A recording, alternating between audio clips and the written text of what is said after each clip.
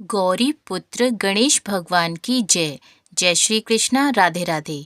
नमस्कार दोस्तों, आपके अपने YouTube चैनल एक्सप्लोरिंग देवस्थानम में आपका स्वागत है।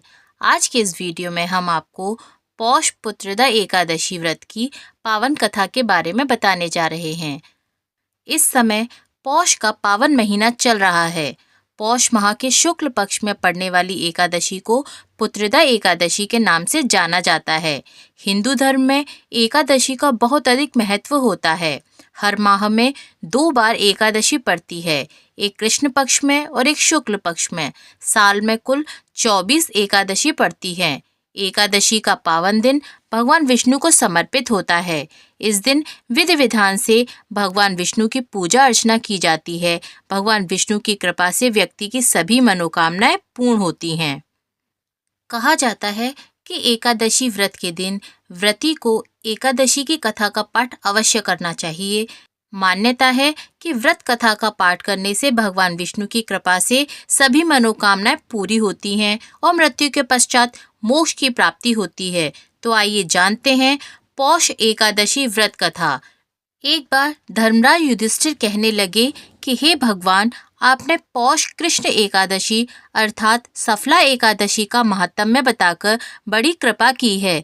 अब आप कृपा करके मुझे पौष माह के शुक्ल पक्ष की एकादशी के विषय में भी बतलाइए। इस एकादशी का क्या नाम है तथा इसके व्रत का क्या विधान है, इसकी विधि क्या है, इसका व्रत करने से किस फल की प्राप्ति होती है और उसमें कौन से देवता का पूजन किया जाता है। कृपया करके यह सब विधान पूर्वक बतलाइए। भगवान श्री कृष्ण बोले, पौष माह के शुक्ल पक्ष में आने वाली इस एकादशी को पौष पुत्रदा एकादशी के नाम से जाना जाता है। इसमें भी भगवान श्री नारायण की पूजा अर्चना विधि विधान के साथ की जाती है। विधि पूर्वक इस व्रत को करना चाहिए।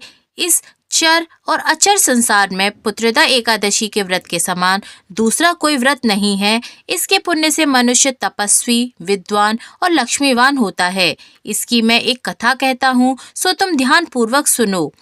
भद्रावती नामक नगरी में सुकेतुमान नाम का एक राजा राज्य करता था। उसके कोई पुत्र नहीं था। उसकी स्त्री का नाम शैव्या था। वह निपुत्री होने के कारण सदैव चिंतित रहा करती थी। राजा के पितृ भी रो रो कर पिंड लिया करते थे और सोचा करते थे कि इसके बाद हमको कौन पिंडदान देगा।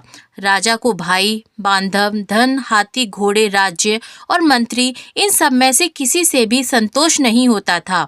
वह सदैव यही विचार करता था कि मेरे मरने के बाद मुझको कौन पिंडदान करेगा। बिना पुत्र के पितरों और देवताओं का ऋण मैं कैसे चुका सकूंगा।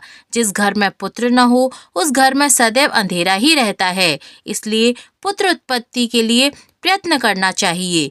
जिस मनुष्य ने पुत्र का मुख देखा है वह धन्य है। उसको इस लोक में यश और परलोक में शांति मिलती है, अर्थात उनके दोनों लोक सुधर जाते हैं।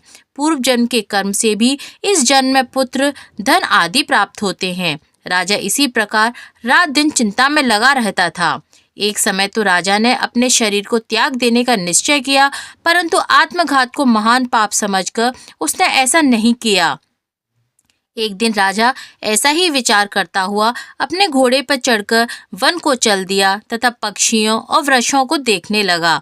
उसने देखा कि वन में मृग, व्याघ्र, सुअर, सिंह, बंदर, सर्प आदि सब भ्रमण कर रहे हैं। हाथी अपने बच्चों और हथनियों के बीच में घूम रहा है।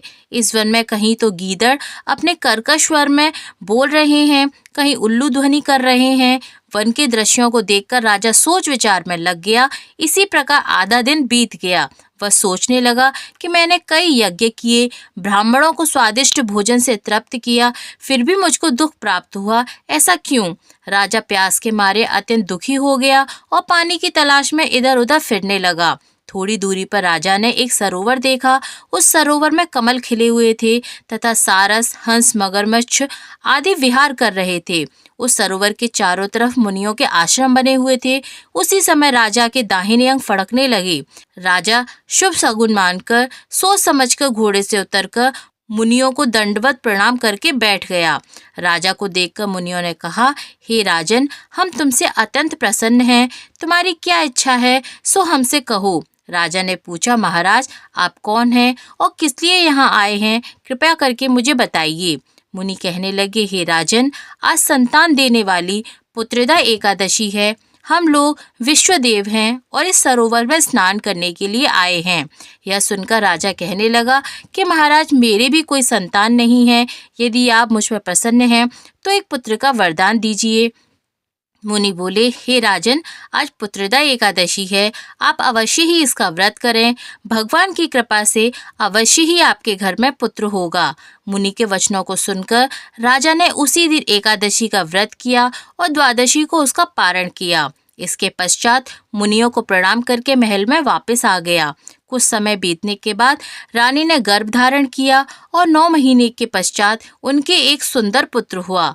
वह राजकुमार अत्यंत शूरवीर, यशस्वी और प्रजापालक हुआ। श्री कृष्ण बोले, हे राजन, पुत्र की प्राप्ति के लिए पुत्रदा एकादशी का व्रत अवश्य करना चाहिए। जो मनुष्य इस महात्म्य को पढ़ता है, सुनता है, उसे अंत में स्वर्ग की प्राप्ति होती है। बोलिए लक्ष्मीपति भगवान श्री नारायण की जय। माँ लक्ष्मी जी की जय। आइए अब शुरू करते हैं एकादशी के दिन पढ़ी जाने वाली भगवान विष्णु की एक अन्य कथा। यौगिक कथाओं में कई ऐसी कहानियां हैं जिनमें बताया गया है कि शिव की करुणा कोई भेदभाव नहीं करती और वे किसी की इच्छा पर बच्चों की तरह भोलापन दिखाते हैं। एक बार गजेंद्र नामक एक असुर था। गजेंद्र ने बहुत तप किया और शिव से यह वरदान पाया कि जब भी वह उन्हें पुकारेगा, शिव को आना होगा। त्रिलोकों के सदा शरारती ऋषि नारद ने देखा कि गजेंद्र हर छोटी छोटी बात के लिए शिव को पुकार लेता है, तो उन्होंने गजेंद्र के साथ एक चाल चली। उन्होंने गजेंद्र से कहा, तुम शिव को बार बार क्यों बुलाते हो? वह तुम्हारी हर पुकार पे आ जाते हैं। क्यों नहीं तुम उनसे कहते कि वह तुम्हारे अंदर आ जाएं और वहीं रहें, जिससे वह हमेशा तुम्हारे अंदर रहेंगे। गजेंद्र को यह बात अच्छी लगी और फिर उसने शिव की पूजा की। जब शिव उनके सामने प्रकट हुए तो वह बोला, आपको मेरे अंदर रहना होगा, आप कहीं मत जाइए। शिव अपने भोलेपन में एक लिंग के रूप में गजेंद्र में प्रवेश कर गए और वहीं रहने लगे। फिर जैसे जैसे समय बीता, पूरा ब्रह्मांड शिव की कमी को महसूस कर रहा था। कोई नहीं जानता था कि वह कहाँ हैं। सभी देव और गण शिव को खोजने लगे। काफी खोजने के बाद जब कोई यह पता नहीं लगा पाया कि वह कहाँ हैं, तो वे हल ढूंढने के लिए विष्णु भगवान के पास गए। विष्णु भगवान ने यह स्थिति देखी और कहा, वह गजेंद्र के अंदर हैं। फिर देवों ने उनसे पूछा कि वे शिव को गजेंद्र के अंदर से कैसे निकाल सकते हैं, क्योंकि गजेंद्र शिव को अपने अंदर रखकर अमर हो गया था। हमेशा की तरह विष्णु भगवान सही चाल लेकर आए। देवगण शिव भक्तों का रूप धरकर गजेंद्र के राज्य में गए और बहुत भक्ति के साथ शिव की स्तुति गान करने लगे। शिव का महान भक्त होने के कारण गजेंद्र ने इन लोगों को अपने दरबार में आकर गाने और नाचने का न्योता दिया। शिव भक्तों के वेश में देवों का यह दल आया और बहुत भावनाओं के कारण बहुत भक्ति पूर्वक वे शिव के लिए भक्तिगान गाने और नाचने लगे। शिव जो गजेंद्र के अंदर बैठे हुए थे, वह खुद को रोक नहीं सकते थे। उन्हें जवाब देना ही था, तो वह गजेंद्र के टुकड़े करके उनसे बाहर निकल गए। विष्णु भगवान की यह लीला देखकर सभी देवगण और सभा में उपस्थित सभी लोग उनका गुणगान करने लगे। बोलिए लक्ष्मीपति भगवान श्री नारायण की जय। माँ लक्ष्मी जी की जय। भोलेनाथ की जय।